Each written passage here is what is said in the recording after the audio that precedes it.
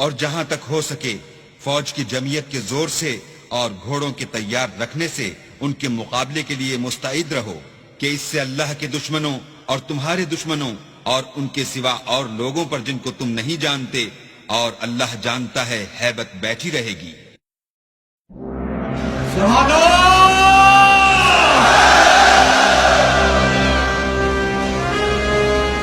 इस मार्च का दिन असलाफ की कुर्बानियों से किए गए अहद की तजदीद है। आज का दिन, आज की सुबह रोशन सुबह की तगीद है।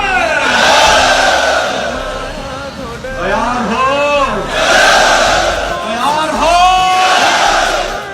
हम दिखाएंगे अपने कदमों की ललकार।